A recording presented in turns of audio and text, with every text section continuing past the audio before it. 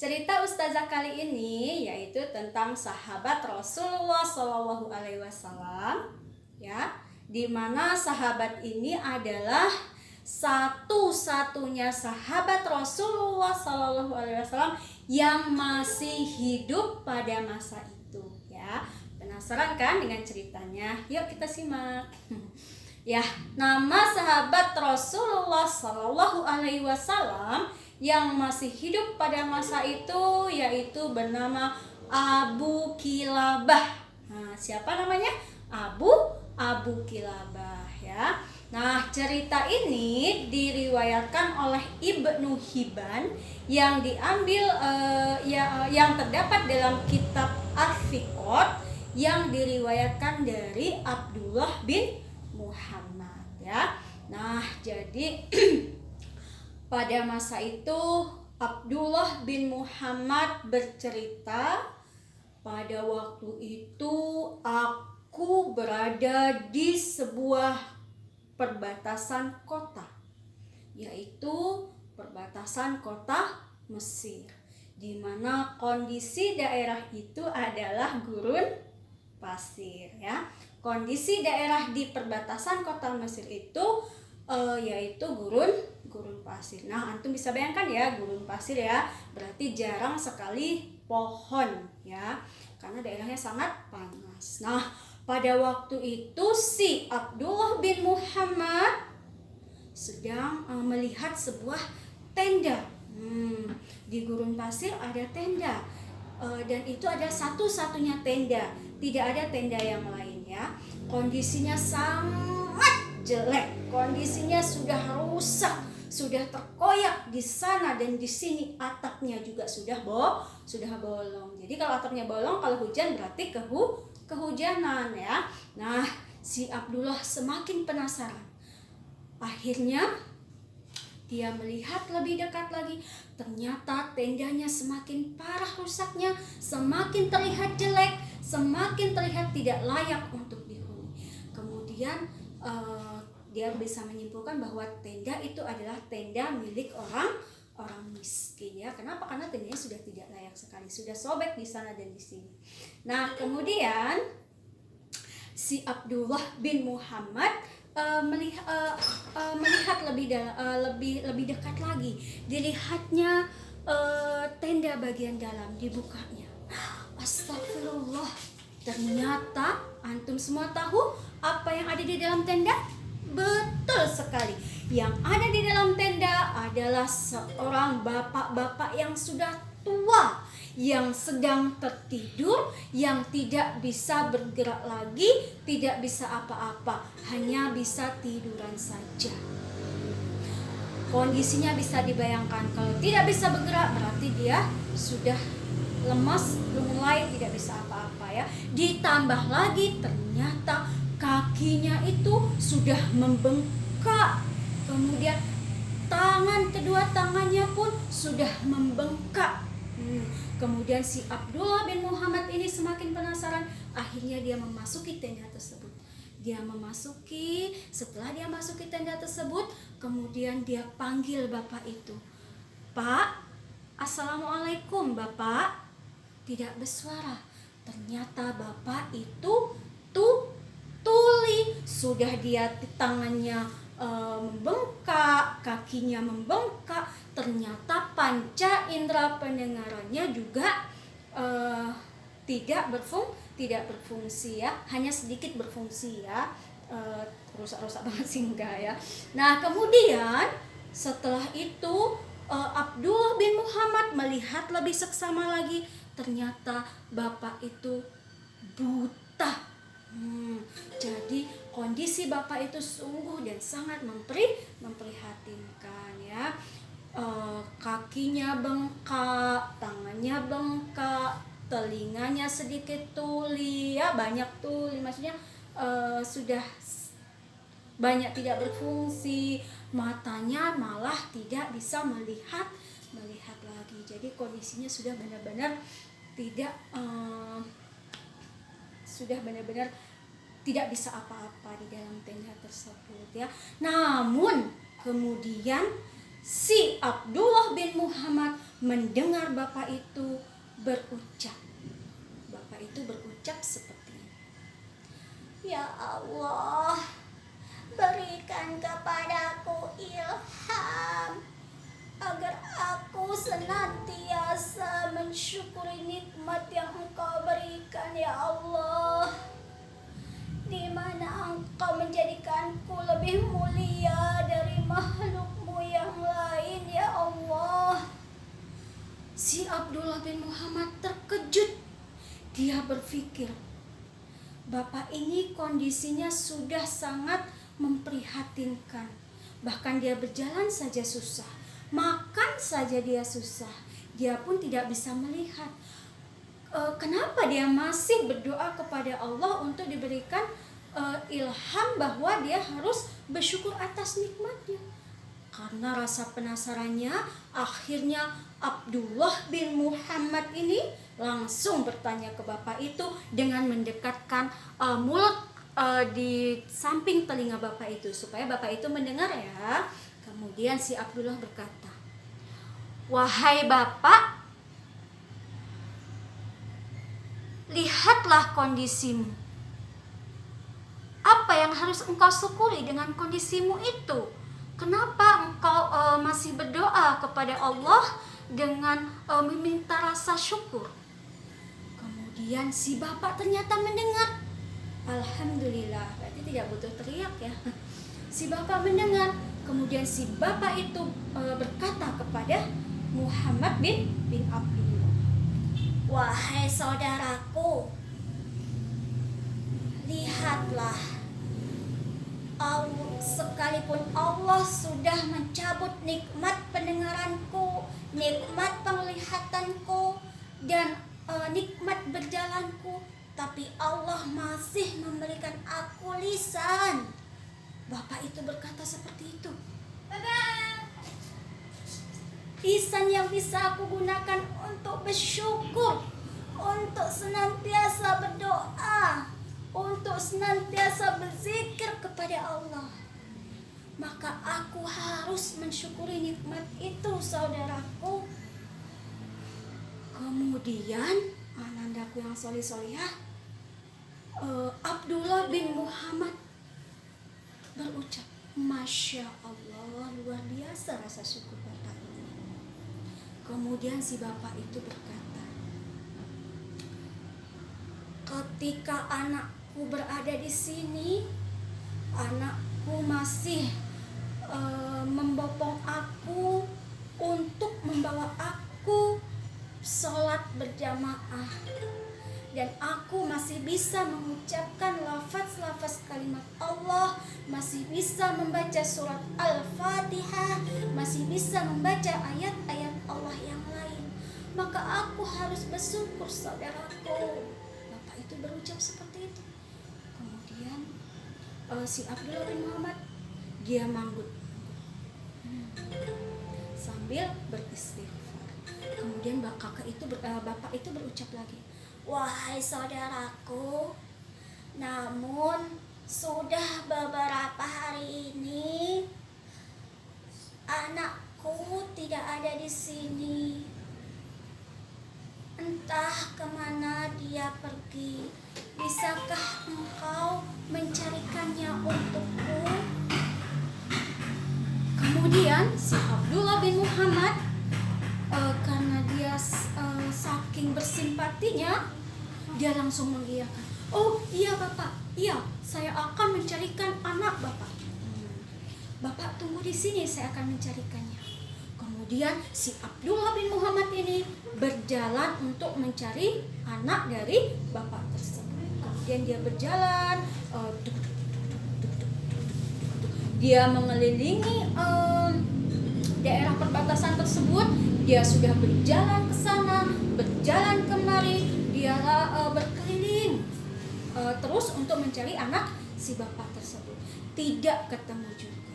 Akhirnya dia bingung, dia lemas, kemana saya harus mencari. Ketika dia hendak berbalik, kemudian dia melihat di ujung dari gurun pasir, ternyata dia melihat ada segerombolan singa. ada segerombolan singa yang sedang rebutan makanan. Ya, rebutan makanan singanya ya. Nah, kemudian dilihat dia lebih si Muhammad bin Abdullah bin Muhammad ini lebih dekat lagi. Tapi nggak dekat banget ya, nanti dia dimakan si. Lebih dekat lagi sambil dia bersembunyi-sembunyi melihatnya. Oh, ternyata tidak bisa kelihatan. Kemudian di situ ada sebuah pohon. Akhirnya dia naik ke atas pohon. Nah, akhirnya dia naik ke atas pohon dan dilihatnya di situ. Nah, di atas pohon kelihatan semua ya. Dilihatnya di situ ternyata singanya lebih dari 15 ekor. Masya Allah, banyak sekali ya. Singa itu sedang berkeliling, berkerumun, berebutan makanan. Ketika dia lihat lagi dengan lebih jelas lagi, ternyata makanan itu adalah seorang mayat. Ya, dia seorang mayat. Kakinya sudah hilang, tangannya sudah hilang ya.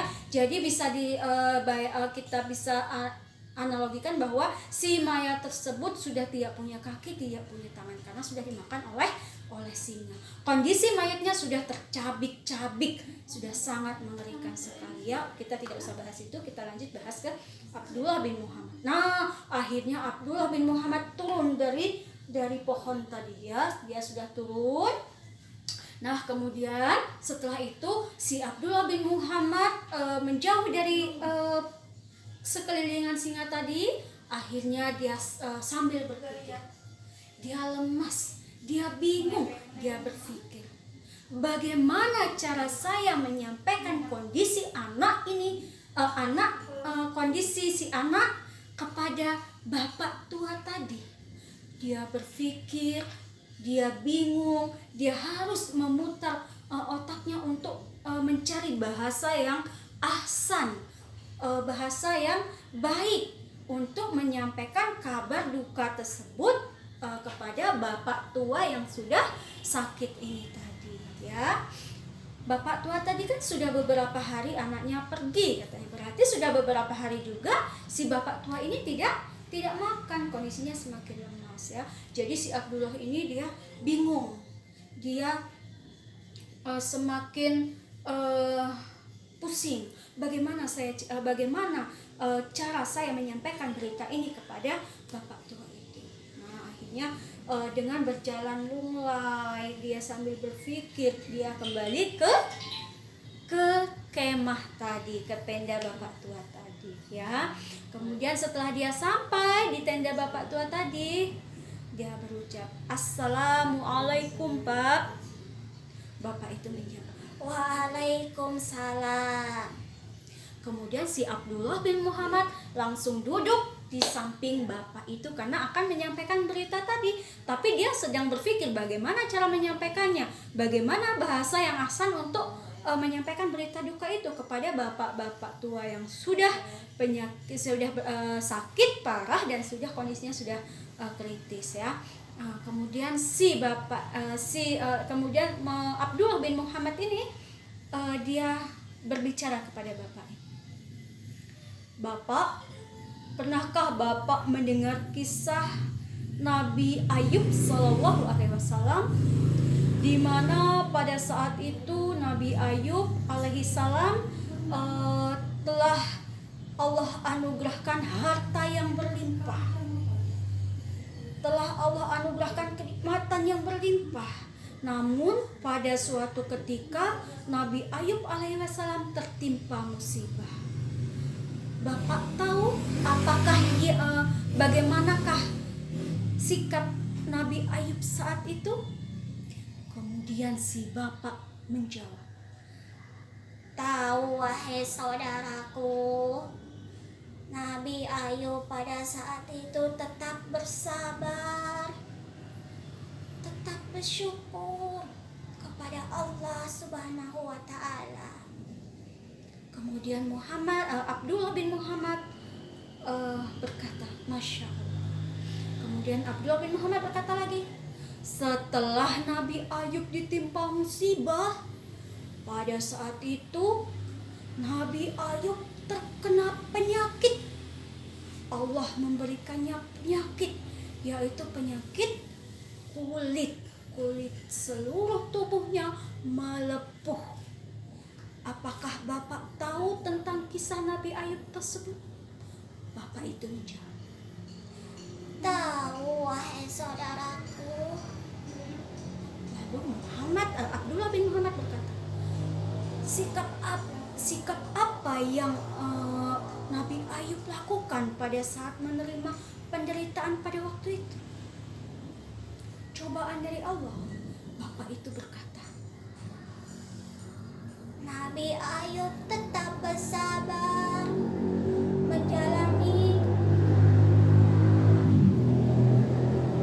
dari Allah Subhanahu wa taala, tetap mensyukuri nikmatnya, wahai saudaraku.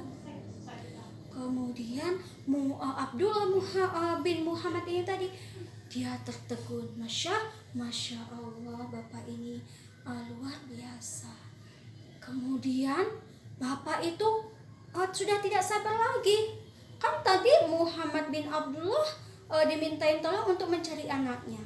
Lama betul nggak sampai-sampai, nggak datang-datang. Begitu dia datang, kok dia cerita tentang Nabi Ayub. Bapak ini semakin penasaran dan semakin tidak sabaran lagi untuk mendengarkan kabar dari anaknya. Akhirnya dia memberanikan diri untuk bertanya, menguatkan dirinya untuk bertanya, Wahai saudaraku, kemana putraku? Kemana putraku yang hilang, yang kau carikan tadi? Apakah sudah ketemu? Bapak itu bertanya seperti itu kepada Abdullah bin Muhammad. Nah, akhirnya dengan memberanikan diri, dengan memilih bahasa yang ahsan, dengan berkata yang perlahan-lahan, Abdullah bin Muhammad mendekatkan mulutnya ke telinga bapak tersebut. Wahai Bapak yang dimuliakan oleh Allah, semoga Allah memberikanmu kekuatan. Semoga Allah mengampuni dosa-dosamu. Semoga Allah memberikan tempat yang terbaik untuk putramu. Aku menemukan putramu sudah dalam keadaan menjadi mayat. Semoga Allah senantiasa memberikan kesabaran kepadamu. Kemudian mendengar perkataan dari Abdullah bin Muhammad, bapak tersebut langsung berucap, Alhamdulillah. Abdullah bin Muhammad kaget. Loh, kok dia berkata Alhamdulillah? Padahal anaknya meninggal dalam keadaan yang sudah tercabik-cabik. Kemudian kondisi si bapak itu sangat kritis. Kok yang diucapkannya adalah Alhamdulillah?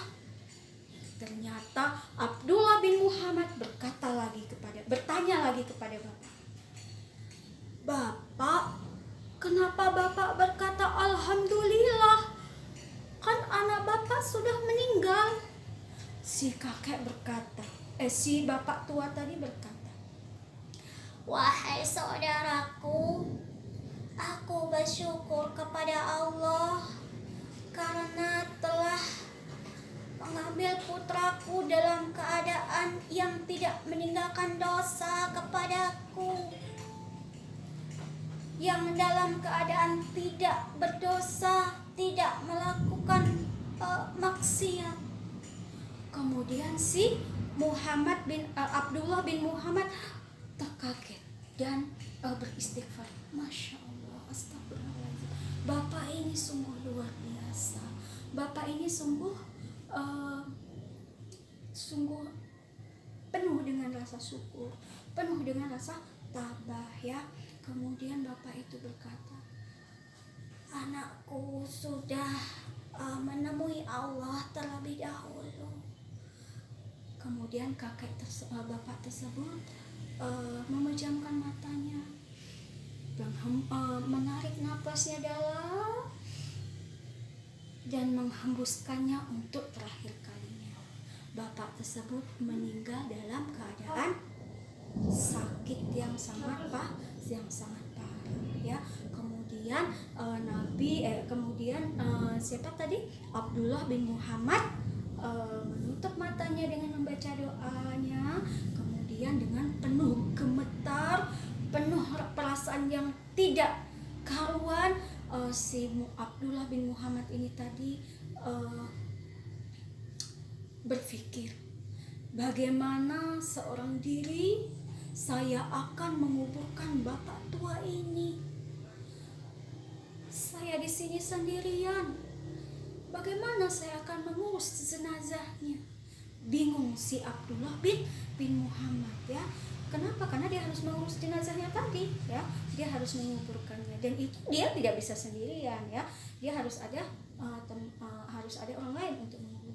Dia pusing, dia bingung, dia gemeteran, dia takut, tapi banyak sekali pelajaran yang bisa diambilnya pada saat itu ya. Nah, kemudian tidak lama kemudian terdengarlah suara kuda ya. Terdengarlah suara kuda. Ternyata ketika Abdullah bin Muhammad keluar tenda dan melihat, alhamdulillah, ternyata ada 4 saudagar yang akan lewat melintasi tempat tersebut dengan menunggangi 4 kuda ya. Kemudian diberhentikanlah sama si Abdullah bin Muhammad ini ya. Kemudian si kuda tadi berhenti. Dia berhenti. Setelah dia berhenti, akhirnya pengemudinya turun. Penunggang kudanya turun ya. Kemudian ditanyalah oleh si penunggang kuda tadi, wahai saudaraku, ada apa? Kenapa engkau memberhentikan kuda kami? Siapa yang ada di dalam tenda itu? Kemudian Abdullah bin Muhammad berkata, lihatlah saudaraku yang ada di dalam tenda itu. Aku juga tidak mengenalnya. Aku tidak tahu. Ketika aku datang, kondisinya sudah sangat kritis dan sekarang dia meninggal.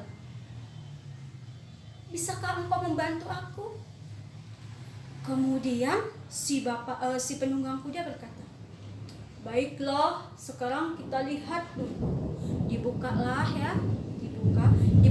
jubah mayat dari bapak tadi. Si bapak ini tadi langsung menangis dengan terisak-isak.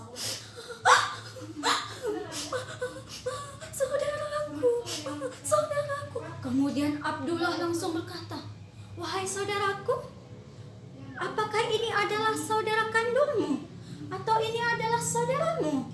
Kemudian bapak penunggang kuda yang sedang menangis tadi berkata lagi, apakah engkau tidak mengenali bapak ini? Apakah engkau tidak mengenali mayat ini? Apakah engkau tidak tahu? Kemudian Abdullah bin Muhammad menggelengkan kepala. Saya tidak tahu siapa dia. Kemudian salah satu dari penunggang kuda tadi menjawab, beliau ini adalah sahabat Rasulullah Sallallahu Alaihi Wasallam yang bernama Abu Kilabah. Abu Kilabah ini pada masa Rasulullah, pada saat itu ditunjuk oleh seorang khalifah menjadi seorang hakim, di mana seorang hakim pada saat itu bisa memutuskan hukuman bagi setiap manusia yang sudah melakukan kesalahan. Kemudian si Abdullah bin Muhammad memanggutkan kepalanya tanda dia mati. Kemudian salah satu penunggang kuda yang lainnya berkata lagi, namun saudaraku, meskipun Abu Kilabah ini ditawari jabatan pada saat itu, yaitu jabatan sebagai seorang hakim, namun Abu Kilabah tidak pernah menerimanya. bahkan ketika diberikannya seluruh harta, seluruh jabatan, dia tidak menerimanya. Tetapi dia justru mengasingkan diri, justru menolak semua itu dan pindah ke daerah perbatasan ini hingga wafat sampai dengan saat ini. Kemudian Abdullah bin Kilabah astagfirullahaladzim, dan akhirnya mereka menangis terseduh-seduh dan kemudian mereka mengurus jenazah Abu Kilabah. Masya Allah ya, cerita kali ini sungguh luar biasa. Pelajaran apa yang kita petik, yang bisa kita petik dari kisah ini, yaitu dengan rasa bersyukur yang sangat luar biasa, dengan rasa bersabar atas cobaan Allah dan atas cobaan dari Allah Subhanahu wa taala ya. Jadi sebagai hamba Allah yang beriman, bertakwa, yang Allah ciptakan dengan penuh kesempurnaan, yang bisa kita gunakan untuk melafalkan kalimat Allah, mendengarkan kalimat Allah, melihat ciptaan Allah yang indah, melihat ayat-ayat Allah, kita gunakan kaki untuk ke masjid ya. Kita harus penuh rasa bersyukur, tidak boleh mengeluh ya, tidak boleh mengeluh, tapi harus penuh dengan rasa syukur seperti Abu Kilabah ya. Masya Allah ya. Nah demikian anak-anakku yang solihah, cerita dari Ustazah. Lebih dan kurangnya Ustazah mohon maaf. Ustazah akhiri. Wassalamualaikum